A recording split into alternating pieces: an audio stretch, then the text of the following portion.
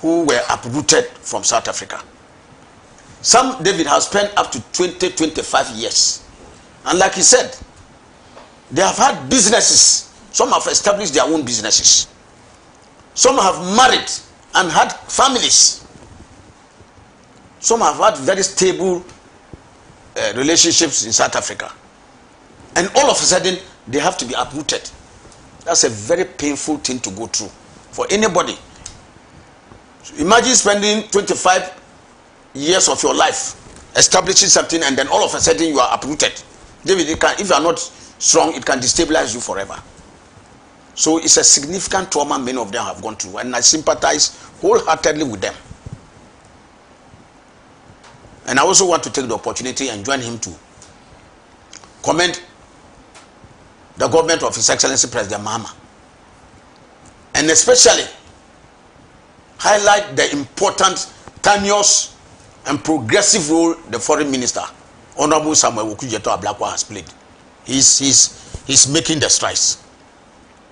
And I want to salute him for his proactiveness and others in helping to bring back our compatriots. This by no means, I believe, is the first batch. Maybe some other batches will come. Yeah.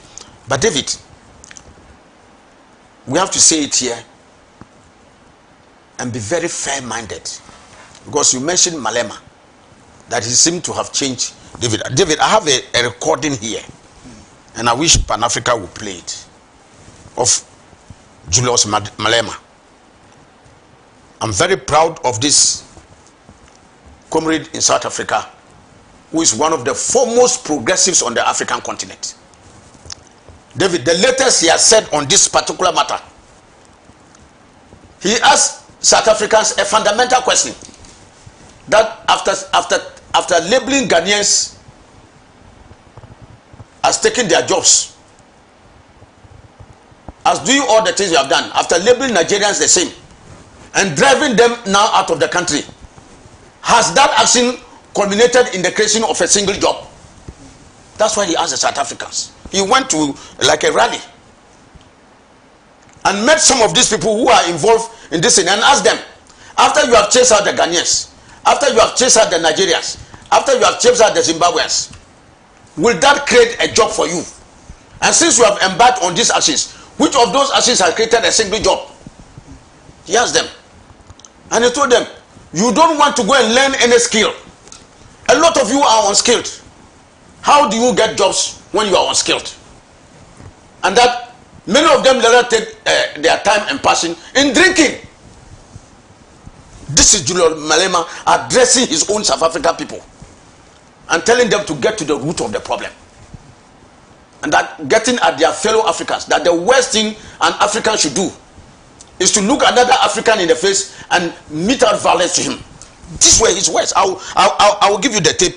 Yeah. I'm sure if you can play it, I'll be very happy for Ghanaians to know that it is not all there are some South Africans who are dead against what is happening. And so I will give it to you.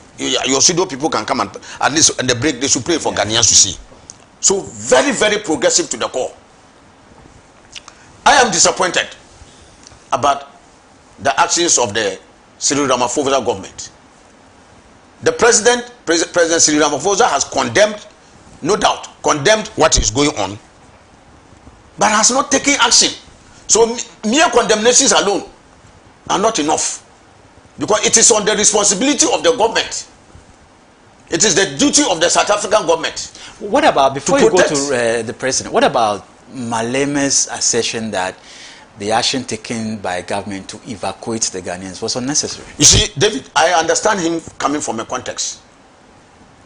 Maybe what he wanted to say was that there should have been more intensification, not only between the Ghana government and the South African government, but the African Union, to which South Africa is a member, should have come under more intense pressure. Because his assertion indicates that he feels that South Africa is getting bad publicity. Yes. Meanwhile, lives are at stake. Yes. And that's the argument people are making. David, so whilst you wait for life... at the end of the day, David, no matter what happens, you will come back to diplomacy.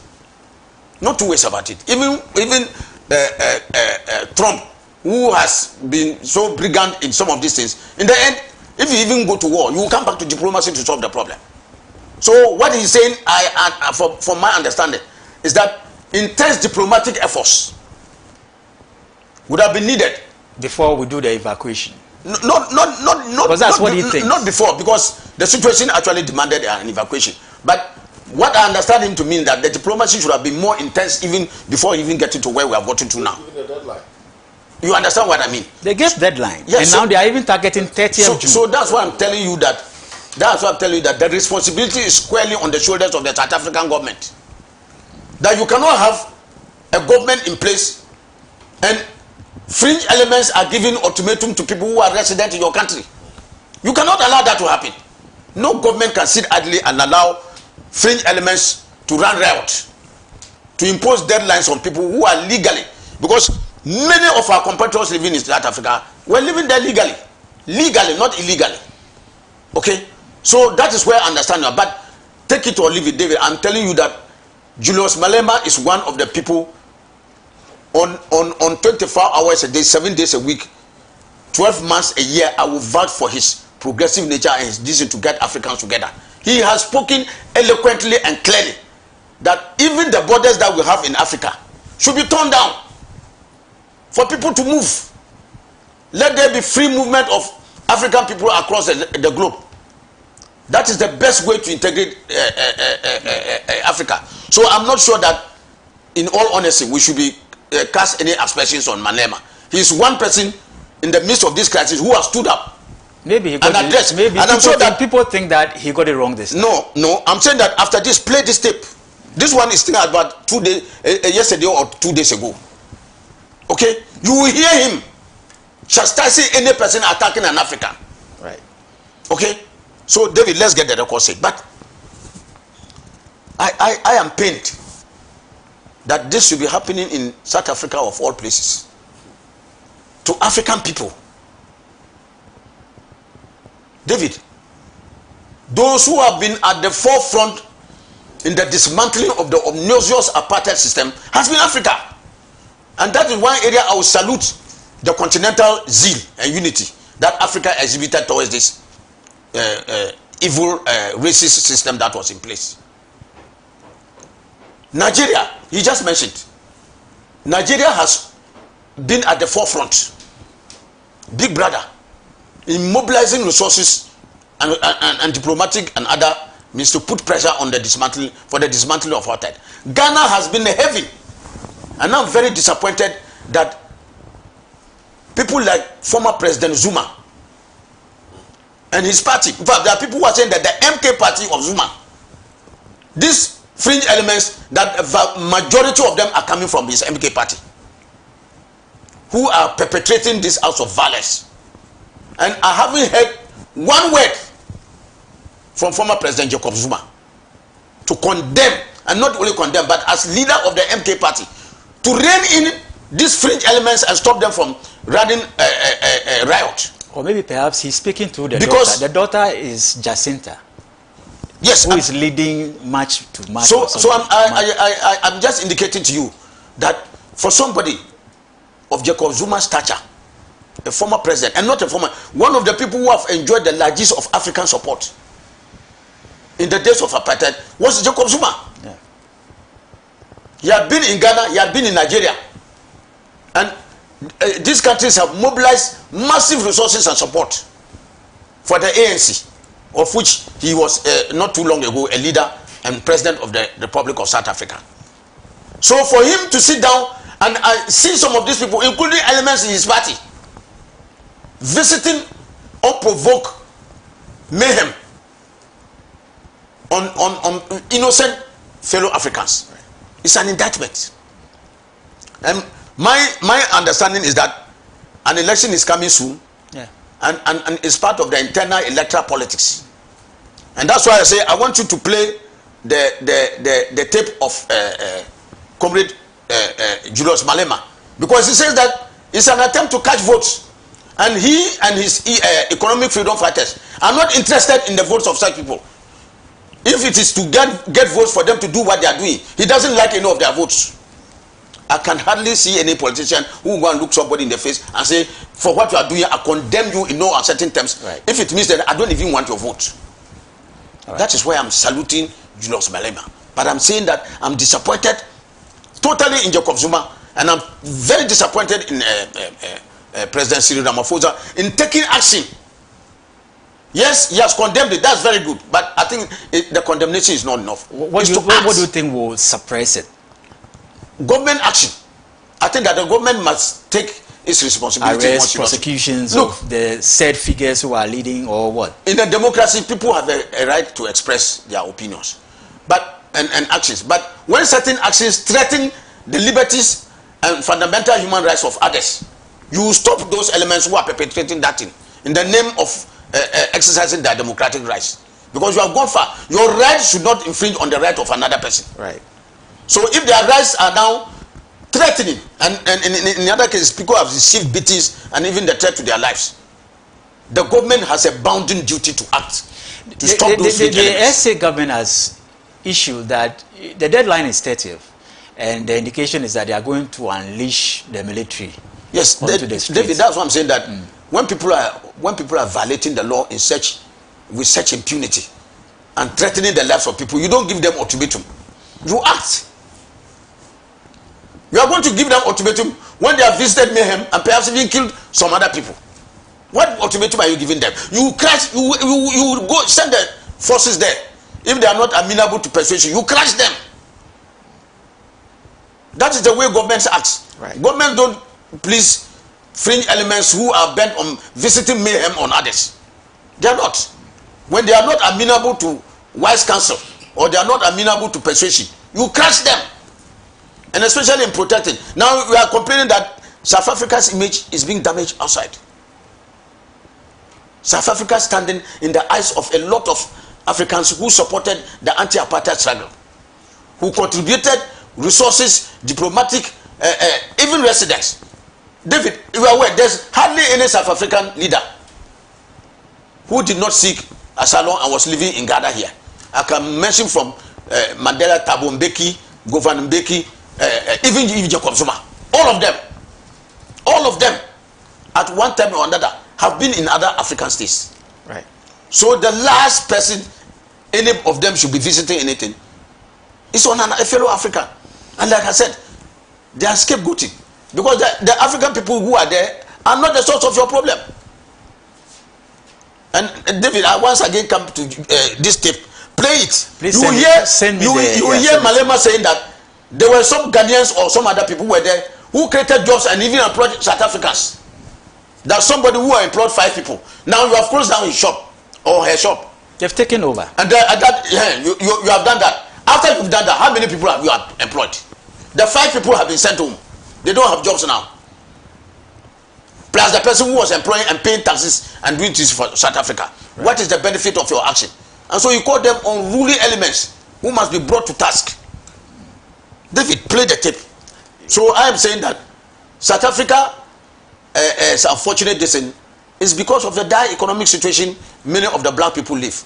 And it is because in the aftermath of the dismantling of the apartheid system, the system has been left intact.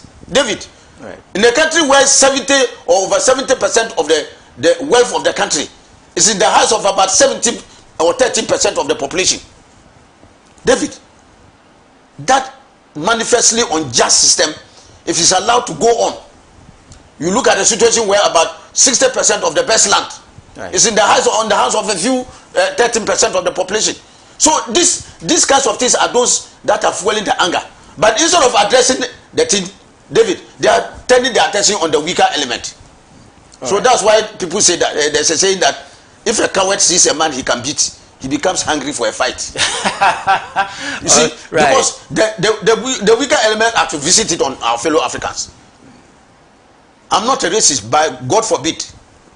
But an unjust system must be treated. It must be tackled. Okay. If it is not tackled, you continue to get these things happening, and one day it may turn against even the whites. Right. So I want to plead for a system where the South African government and the white minority in South Africa must get into an engagement to understand that it is in the supreme interest of all of them, including the minority whites, that they begin to do something about the manifestly unjust wealth distribution in the country.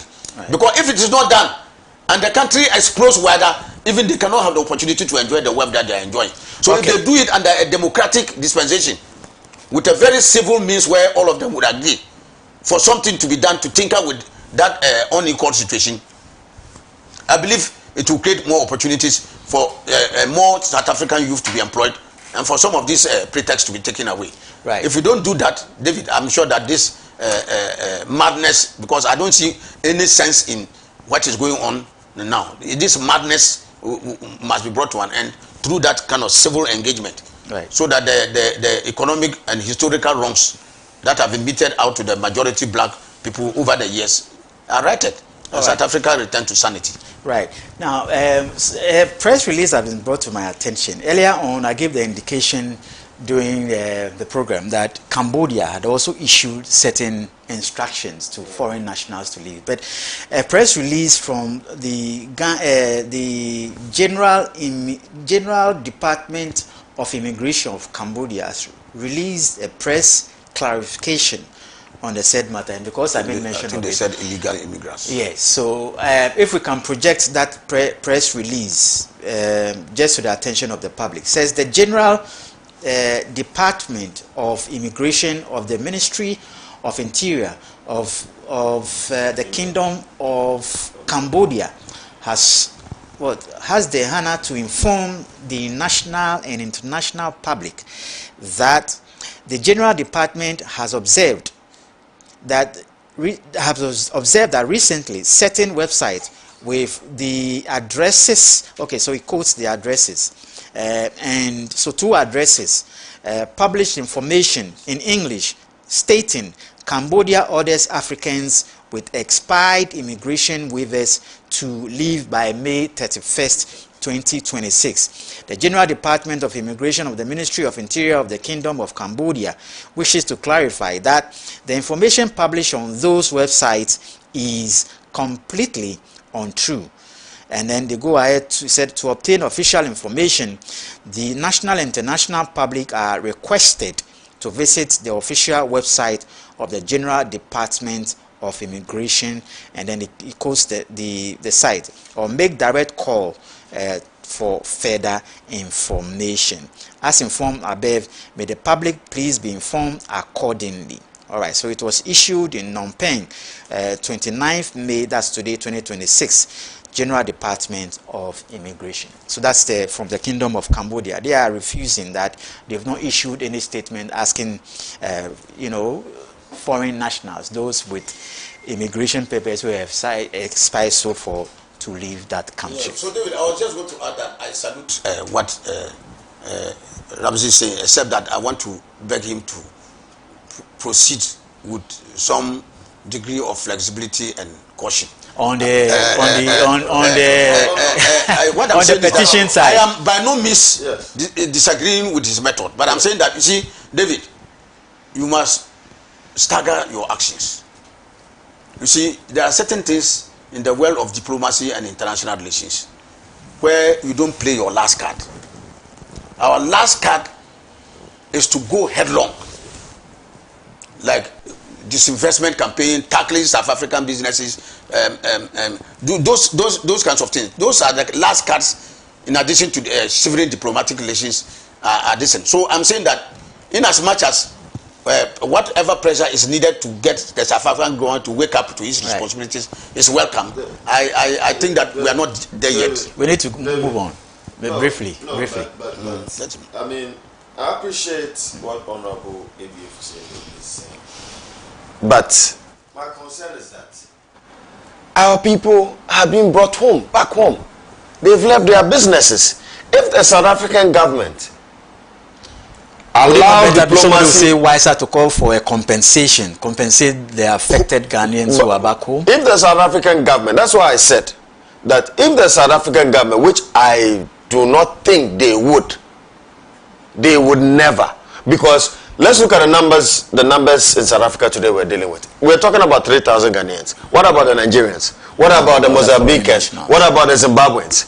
If they compensate Ghana, they would have to compensate same to the other African nationals, which would even fuel the internal crisis that they're dealing with. So I'm not sure they'll go towards that route. But of course, because they have failed to address the issues that we have raised, Ghana has used diplomatic means as much as even going far as involving the African Union, which the African Union is a lame duck, and for want of a better word, let me be very decorous with my, I wanted to say something, but I mean, it's not living up to its mandate. David, African Union has not summoned anybody from South Africa. Have you seen any sermon made by African Union? Even summoning the Minister for Foreign Affairs of South Africa to bring this matter to book. Have you heard any of that? So it has gotten to this. They have given us a 30th June deadline. Already we are bringing back our people. The government is spending. These monies could have been used to support victims of flood in Greater Accra and other parts of Ghana. Right. So what I'm saying is that we are not telling the South African business not to operate in Ghana. No, that is not what I'm saying. But I'm saying that you impose some taxes. We will impose taxes on them so that we will use that to support that repatriation drive to bring our compatriots back home. Right. I want to add a clarification. The clarification was to do with one of the South African companies, Goldfields. Yes. Their main base is in Takwa. Yes. And the argument is that they have operated there for over 20 years now and are seeking a renewal of their lease. Yes. So it is one of the this is at the discretion of our government. Yes. To use that as a present, even not to renew the lease of Goldfields again. Honorable, and send the signal to the South African government that we will not tolerate these kinds of things happening to our people. So I think that is one of the pressures. Now they are embarking on serious PR in those communities, trying to bring people to talk about. Go to that community after 20 years of mining. Nothing. But you have chiefs from the area now coming out to say that the same chiefs who sit down there and they see no development. Sometimes that's the greed that we're talking about. Yes, don't mind them. That leaders sometimes are interested in what they can get for themselves and not for their communities. Because if you see the wealth that is extracted from there and you cannot count, match it against Johannesburg. Johannesburg was built on the back of gold. Yeah. Go to Johannesburg and see how the city is. David, and look at Takwa. To add the icing on the cake. I don't. This development that arose from the banter between MultiChoice and then the Minister for Communications. The South African government stepped in and even sent their minister to Ghana to come and talk to Honorable Sam George to negotiate on behalf of MultiChoice. This is just even worldly things. How much more lives of our fellow compatriots? Right. And you are telling me that, David, David, I'm even being very decorous with this approach. Honestly speaking, if MultiChoice had an issue with the government and their own government sent somebody to come and negotiate, Honorable Ebere Husseini, they have to do better. Yes, I agree with you. There's no dispute about us saying that South Africans are what the situation at the moment is comfortable. And that's why I'm saying that we should have the pressure to make sure that they do what's right and proper. If this issue was acute, then I would say, well, we can use the because this has been a chronic issue. David, my problem is that, look, I gave you a scenario some time ago that is like fowls being put in a basket to go and be sacrificed. Instead of them working together to see how they can liberate themselves from the basket, they are pecking at one another. My decision is that the more we escalate, bad as the situation is, our quest as one African people bound by an inextricable common destiny to work to ensure the better lives of our people, will be left fighting one another. And so, yes, let us find ways in which we can apply the requisite pressure for the South African government to sit up and do its work properly and live up to that responsibility. To even add to the hypocrisy of the South African government. I am not saying that we in Ghana and everyone seated here stands in solidarity with the Palestinian people for what they are suffering in the hands of the Israelis. Yes. South African government sponsored their own attorneys, state-sponsored attorneys, to go and fight for the rights of Palestinians in the court of International Criminal Court, ICC. Okay, we need to move. So they can do better. And Africans that have helped you guys fight against this repugnant apartheid regime, they can do better. And supported you, and you are saying that they must do better. They shouldn't anger us. That one is true. They shouldn't annoy us. They must do better. Okay. I'm with you all the way. They must do better. But It's the method that we are all looking at. All right, so let's turn our attention from the attacks in South Africa and come back home also again to look at some pertinent issues. Now, you remember that there's a suit at the Supreme Court where two prominent Ghanaians are asking the court to do away with what is currently known here as delegate system of voting, right?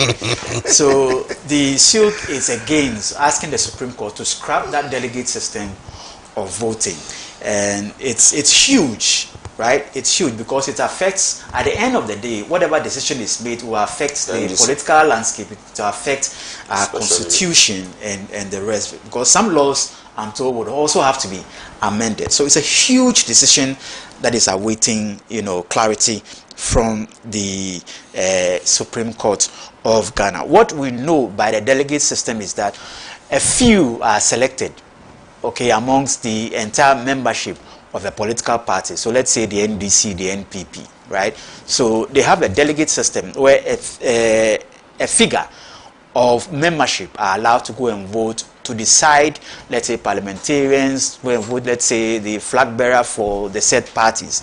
And the two prominent gentlemen think that this is an infringement on the rights of citizens, especially those who are obliged to also participate in decision making when it comes to political parties. So a lot is expected to happen, and the Attorney General of Ghana has filed arguments to also support, the suit at the Supreme Court.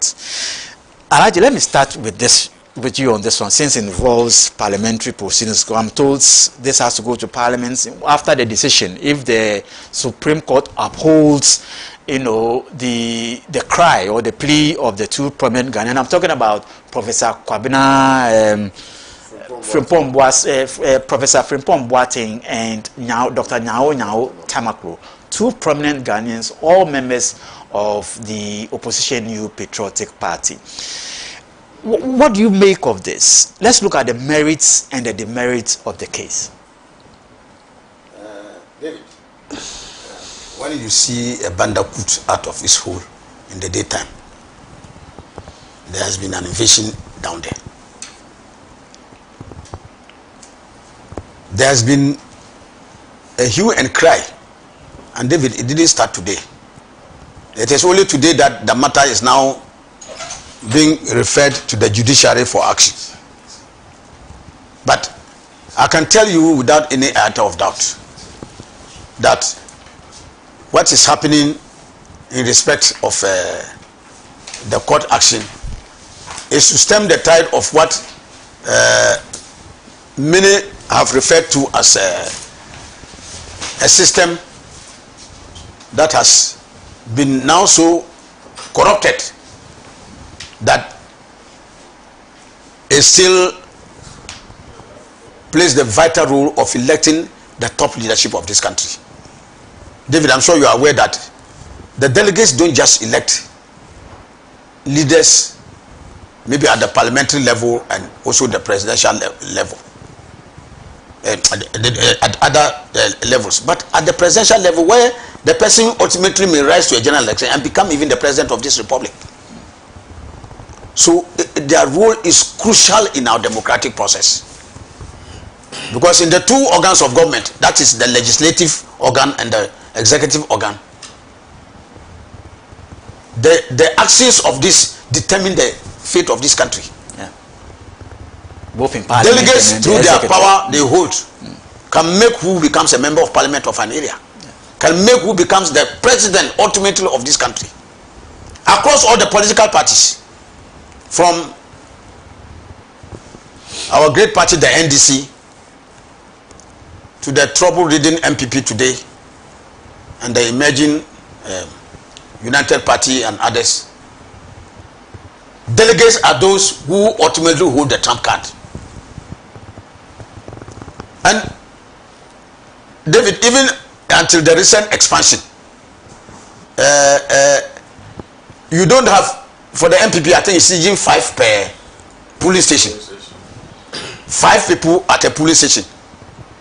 Out of a police station of where membership of a party can be in the thousands. David, only 5 people are mandated to go and take a decision on behalf of the thousands in that police station. So you see how manifestly unjust, and even some may even say undemocratic, even though it's a pretense at democracy, to give some voice to people to be able to make a choice to determine who governs us. The numbers are so few and narrow that it portends a certain rigging of the process. Because at the national level, you may see even delegates, even if they run up to 100,000.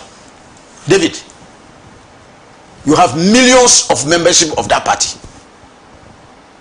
I can say even conservatively, if the MPP has about 10 million, NDC has about 11 million people across the country, and you have about, even at most, 90 or 100,000 people representing them and taking a decision on them. David, that is a small minority.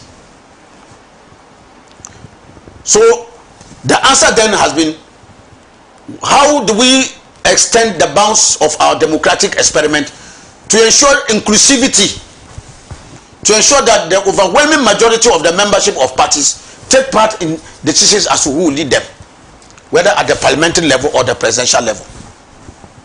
David, we in the NDC in 2016, 2015-2016, we attempted to expand and to ensure that all card-bearing members of the party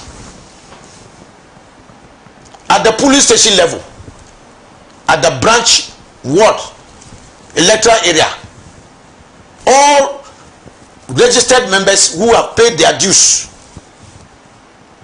and are bona fide members of the party are given the uncontested right to take part in decisions of the elections of their members of parliament. They are parliamentary candidates, not members of parliament. Let me correct myself, because at that time a member of parliament is decided at the general election, where other parties are. But at the party level, it is a parliamentary candidate for the party.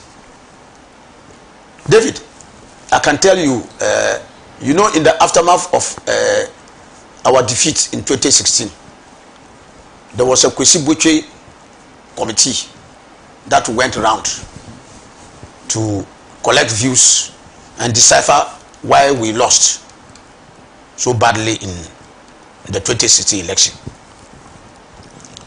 Even though the report has not been made official, David, I have always said it that you can never eat a crab in secret. Because when you do crab is bone. If you do pro, somebody will know you are eating something. I lie, Moshi boy. So even though it has not been made official, the secrets they have come out.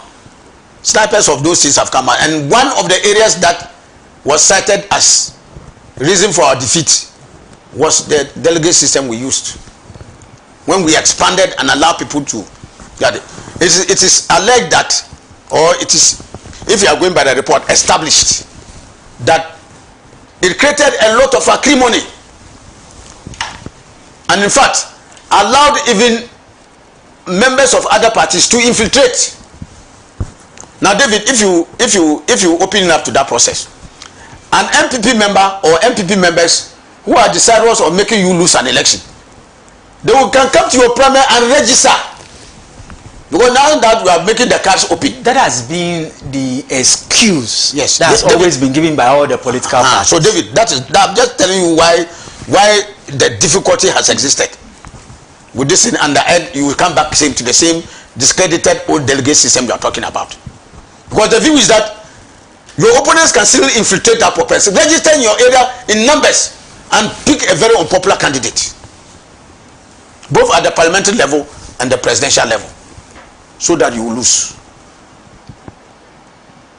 That is the assertion. And secondly, that now that you are bringing everybody in, and David, let me say that the way our democracy is being compromised on the altar of money and financial resources, David, even if you expand it to every single member in the branch to vote, David, you cannot rid it of completely of any monetary influence.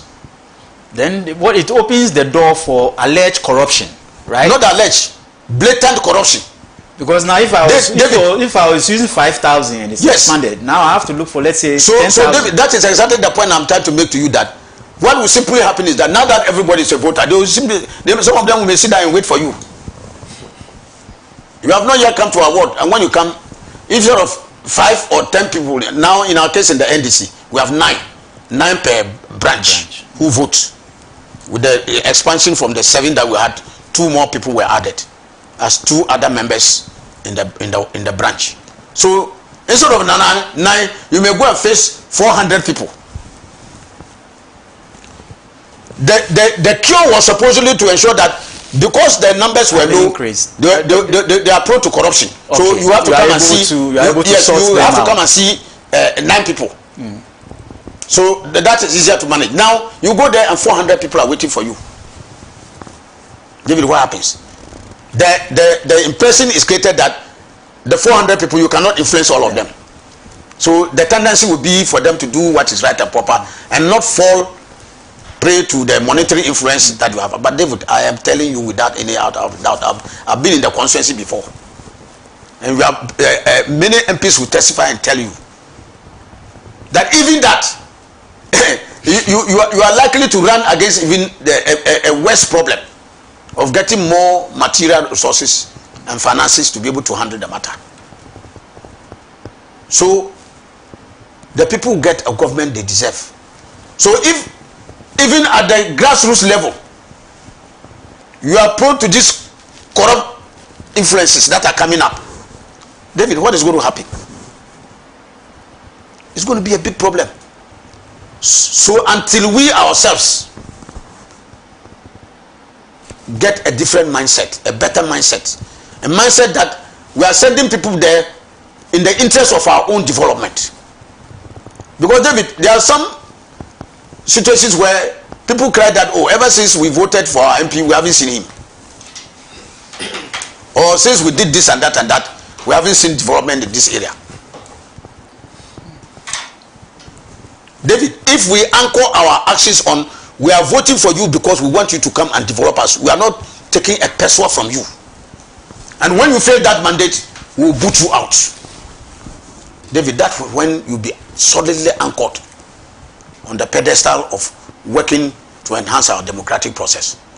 But sadly enough, David, that may not be so. People will cite economic reasons, and we even cite that when the MP goes, we won't see him again. So this is the time for us to exert our pound of flesh before they move. So with that mindset, David, you'll be subjected to these corrupt influences. And so this thing has been with us since the dawn of our Fourth Republic. From 1992, of course, I can say without any doubt that from 1992, the situation was not as bad as this. And we in the NDC had tried. I am not here going to paint the NDC as a group of angels. It is present here as it is present elsewhere. But David, I can tell you that it is worse in some other political parties. And in fact, you will recall, David, that in the last MPP elections, both at the party level for their national executive and others, there were bullion vans. David, this one is no longer, is not, I'm sure my brother, my Moshi boy here can testify. They said some candidates brought bullion van, David, at the MPP national elections. Bullion van.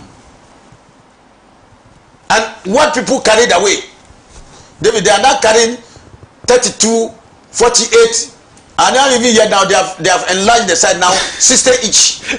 Television sets, freezers, okay, motorbikes, cars, buses. Now take over. I'm sure maybe in the next one, even a trade. Once our rail lines are built, they will find trades and add. So David, it's getting more bizarre. And that is why people are pushing that one of the things that they tried to find was the state should take charge of the funding of political parties. Yeah. I have a different opinion, David, because I think we are already so bedeviled by lack of resources to develop our country that we should be using this to fund political parties. And so that is one of the things that may have pushed. Which one would you support? Scrap or just leave it as it is? David, it's between the devil and the devil. I wish. I want to. But you are a politician. David, You are still there. You've been there. David, you know.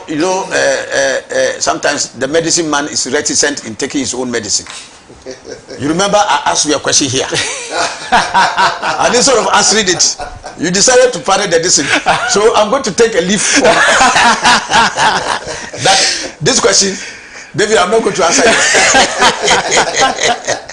Because obviously the Attorney General is supporting, is supporting the suit. Yes. Which means that the state government thinks that it's a right way to go. Yes. And democratically, if you look at some of the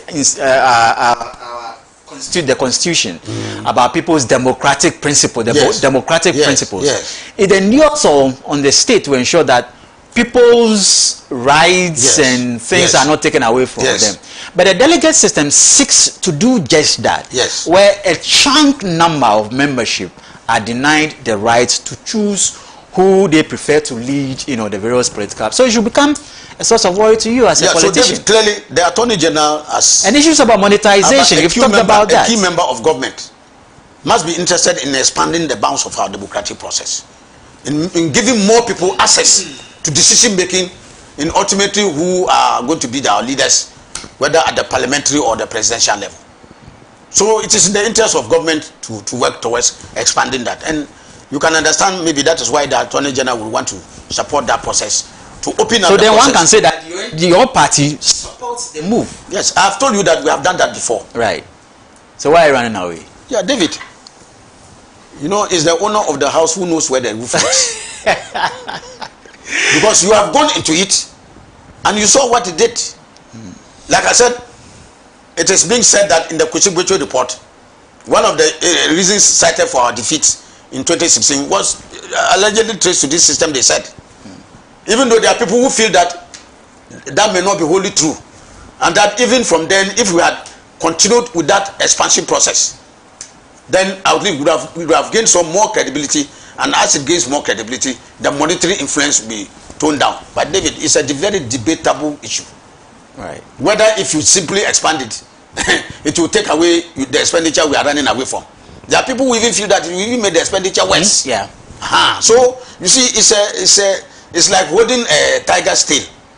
Once you take hold of the tiger's tail, you cannot continue to hold it forever, and you can't also leave it, because you'll be worn out in holding it. And if you also leave it, the tiger will turn around and chop you.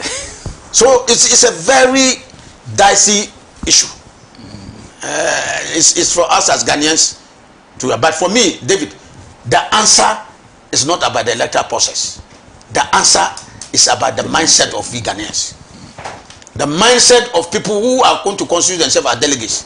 Because the delegates, whether they are 9 or the entire registered members are the decent, if their mindset is that, look, we are going to vote for somebody we should take something from him before he goes. If that is the mindset, you can bring 100,000 people at a polling station. David, they will still behave the same way. Right. So for me, the most important answer, the panacea to this corrupting reading electoral rules that we have been having is to exchange of mindset. Right. To understand that we are voting for people who would go and render service to us, who will serve us in truth, honesty, and promote development in our respective areas. Right. If we have that in mind and go openly to go and cast our vote without demanding anything, they will be perfect. Right. That would be a very huge contribution to enhancing our democratic process. Right. But I doubt, David, in the middle of a famine, you don't advertise opulence. I am telling you that it's clear that when people begin to see that people are behaving in ways in which political power is a way to aggrandizement of wealth, the making of wealth, they will begin to say that then once we must also take our share before he goes. Right. So that the numbers wouldn't matter, whether they are there are 3 people, there are 5 people, there are 7, there are 9, or there are 100,000. It will change the equation. No. Ghanaians, we must change our mind. No, David.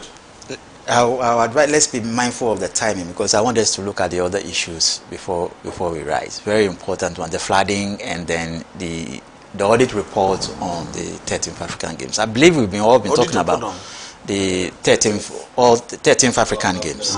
Yeah. Right, Doc. Yes, David. This issue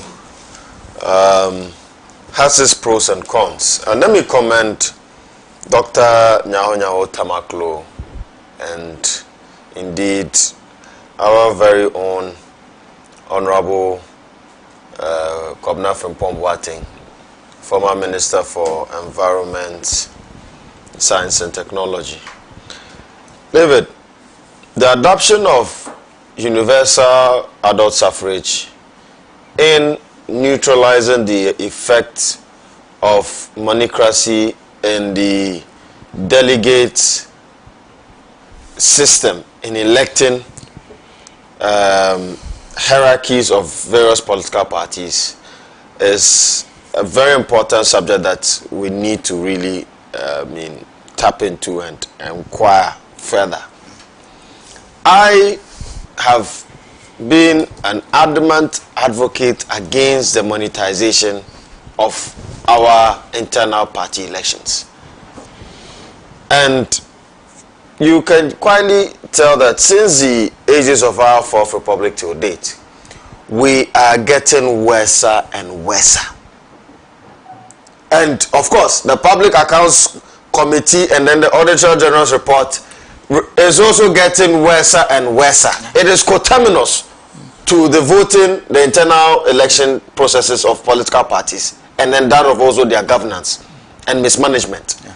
And that is why you realize that when there's an election year, expenditure is doubled, budget warrant, that's what we call it. And you realize that all these major political parties have been complicit in this regard. We have to be honest with ourselves here. And the stance of Professor Frimpong Boateng and Dr. Nyaho Tamaklo ought to be admired. I want to say that looking at the advantages and disadvantages, I think that we should try it. The NDC tried it in 2010-2011 to elect Professor Mills as their flag bearer. And it worked perfectly for them. The disadvantage of adopting a universal adult suffrage is that there might be infiltration into your voter register by the opposition. Is that highly possible? Yes. It is? But you know your membership. If I live in an area, I know who and who are NDC or NPP members. An NDC member, and I go and I want to procure a card. Nobody will stop you from procuring the card. Yeah. But you need to do checks and balances. But here's the profiling. Case. Yes. So these are some of. Let me just explain. It's very difficult to. Even if I was an MPP member, and I want to cross over to the NDC, and I come and I say I want the party card, I want to be a member. You've switched from NPP. Will you be stopped? You will not be stopped. The one fear out of all the advantages shouldn't stop. Yeah. So yes, I'm saying that these are some of the arguments which are of course legitimate. Right. They are legitimate arguments. However, it is onto the parties to put in internal mechanisms in place to qualify who a member or eligible member to vote is. Maybe you should be a member for not less than 4 years. 5 years. Or 5 years. And in good standing to be able to vote. That is, I mean, a more, I would say, deliberate attempt to mitigate these issues that we are talking about. Another thing is to do with the cost. Yes, it will be very, very expensive on the part of political parties to manage elections that involve almost an entire membership. So the question is the state willing to also support financing of political parties in this regard? These are the questions and the arguments we should be able to have as a people. And we should be open about it. Right? Dialogue between political parties and indeed the state. Are we willing to finance the activities of political parties as seen in other jurisdictions? The argument for this universal adult suffrage is that it dilutes the effect of monocracy. Because if you have a select few, and Honorable ABF Hussein understands this job very well. If you have an electoral area that has 1,000 delegates, you would budget for 600 because automatically if you can get 600, you've won. Do you get it? And it creates an avenue for people with deep pockets to be able to manipulate the system. And there's also some form of elite gatekeeping. Yeah. Look, in that constituency, there are people that manage delegates. Without them, you can never win elections. More like an oligarchy within a constituency.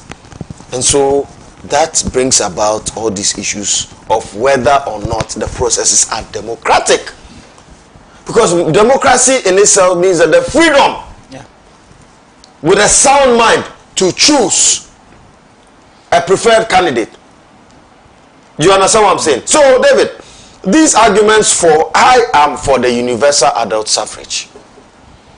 I am for that. Because it dilutes, look, it enhances the voices of the grassroots people. Look, you have a situation whereby the delegates will go and choose party A or person A because the person has deep pockets. But the grassroots people do not like that person. Yes. It happens. The person's vision, the person's attitude, the person's utterances doesn't resonate with the grassroots people. And in politics, we all know that the backbone, the foundation of each and every political party or any political party is the grassroots people. And so that is the democracy that they are arguing for. That indeed, it should not be a question or it should not be a subject of a few people going to select a certain preferred candidate, but it should be enlarging to a huge electoral college involving the membership. Fears what other people also fear, that the moment you give an opportunity for the expansion, the issues about corruption, it gets deep in. David, because obviously you can't run away from that. And Alaji makes that point clear. David, let's look at this constituency, Ayawaso West constituency. John Dumelo won with a vote of about 42,000. Right? We can say that not all these voters are NDC members, but they have a chunk. I can say that maybe 60% or 70% of them are NDC members. Can you tell me that giving each delegate 5,000 as compared to a small pool of delegates, let's say 1,000 within a constituency, and bribing 5,000 to about 40 or 50,000 people, which one is more expensive? So because it's expensive, you have to look for other means that creates more. There is not going to be any means. It is an impossibility. Honorable knows what I'm talking about. Honorable says it's possible. It is an impossibility to bribe 50,000 people. You should look for more money. And that's what politics is about. My point is that he knows that most of them start from humble beginnings, unless otherwise within the Galamsey areas where these Galamsey campaigns support these candidates to come into parliament. You see, the anchor of my argument has been that the best thing to do in all instances is to take away that monetary or monocracy issue. That's right. If you are only determined that on the basis of numbers, look, do you know that if somebody is bent on winning an election and you increase the numbers from, say in our case 9, and now in the police station it goes to 400, what you simply do is that out of the 400 he can target 210. 210, that's right. You target all the 400. No. You target the 210, find the resources, give it to the 210 and still win. Whatever it takes to get the resources. You are going to expand the basis very of that. difficult. And that's what I'm saying, that for me the answer is to take away that monetary issue. That you are voting for somebody, before you vote for that person, you are going to collect something from that person. You are going to demand certain money, either it's money, motorbikes, refrigerators, TV sets, all those other things. That is not the basis. You see, Honorable is speaking on issues that ought to be addressed, which is pure wisdom coming from him. But the reality is that the political class, there's been a disconnection between the political class and then the grassroots. And the grassroots feel that anytime we come out to support you guys to get power, you forget us. You do not develop our locality. So indeed, the blame cannot also be on the people, the grassroots people, but also the political class. Right. Because they have enhanced this monocracy within our internal political party elections or primaries. It is a political class. And that's why I'm saying that if we expand the electoral college, and they still have that same mindset. They also have that same mindset, but indeed, getting 3,000 and getting 100 cities, which one is better? So it opens I'm not saying that. The universal adult suffrage is going to really like stop it, but it will dilute it. That's the word I use. It's going to dilute it and make it more difficult. It makes it more difficult. That's for the effect of monocracy. For the effect of monocracy, it doesn't take it out. It makes it more difficult. However, I think that our electoral commission ought to live up to its mandate. The Electoral Commission of Ghana over the years has been a lame duck. We've seen gross irregularities, gross infringements of our electoral laws by various actors of political parties. Yes, so the Electoral Commission does not crack the whip. The police is afraid to enact or to effect certain arrests because it will be deemed as what? A political arrest, and therefore they are even afraid of their position, because if this party wins, I might be sabotaged or I might not be promoted as demanded. So David, this is a pool of issues, but I think that if we're able to expand the electoral college, if we're able to make sure that it is very, very expensive to think only monocracy in mini election, this would mitigate and dilute the effect of monocracy in our election processes internally. Right. And to add to it, political parties ought to also tell us how they are being funded. That is also a major thing in this country. We've seen a CDD report in 2020 that has indicted certain political parties and actors of receiving monies from galamseyers, kingpins of galamsey. Yes. We've had galamseyers finance political parties and their activities, which is an issue. That is why we'll be able to stop the Auditor General's department, together with the EC, have to live up to its mandate to ensure that we audit the books. And indeed, under Article 55 of a 1992 Constitution, it's a mandate on the political parties. It's a mandate. They ought to have their books audited, right? But how? To what extent? To what extent? When you have a candidate like Dr. Mahmoud Bawumia stand on the podium and hit his chest that he, Dr. Mahmoud Bawumia, was able to supply MPP with 300 Navara pickups or 300 pickups. David, you ask yourself, how much is the remuneration of a vice president for 8 years? Multiply that and compare it to 300 brand new pickups. Not second hand though. Not the Chinese ones, Navara, Japanese, Nizam. So, David, these are matters of concern. David, so the point should be made clear. There is a dual responsibility on those who vote and those who are the beneficiaries of power. Yes. As politicians, so I would want to say that those who want to vote, if you want to do that dedicated job, and your mindset is that it's not because of your money that we are voting for you, or not because of your pickup or motorbike or fridge that you gave us. We are voting for you to go and prosecute development. If you don't prosecute that development, we will boot you out. And they stick to it. And then the person who is canvassing for the vote understands that it is not because of his motorbike or his money or his refrigerator that they are voting for him. They are voting for him to come and truly represent their interests and ensure that he prosecutes development in their area. After 4 years, he doesn't do, you kick him out. And I also think that so I'm sure that the giver must also be sanctioned. Of course, right? I think that is more on the receiver. It's corruption. Yes. So I'm saying that it's corruption. It's a giver and a taker. The taker is also as guilty as the giver. So don't concentrate on the giver. To add to this issue about, so both of them should do that issue and concern about infiltration. I think that the time has come where we can amend our electoral laws to allow the Ghana card to be the sole Can use technology. Identification. So that if you register as an MPP member, it is linked to your Ghana card. And so if the NDC is also conducting this registration and you go and give in your Ghana card, it will be flagged as an MPP member. Right. No, will I go to of necessity include political affiliation in the Ghana card? No, you are going to. In what I'm saying is that in registering for a political party, your Ghana card is needed. And therefore, with technology, I mean, it does not matter. It's your constitutional right to belong to any party. See, that one also has an inherent danger of infringing the rights. If I'm MPP, yes, there are many disappointed MPP people who are running away from the party. So if they want to run away from the party and join, there are ways to denounce. There are processes to denounce that membership. Maybe on the eve of a party primary, I decide to change. Somebody decides to change his mind and join your party. There are ways of denouncing that. But it does not take one day.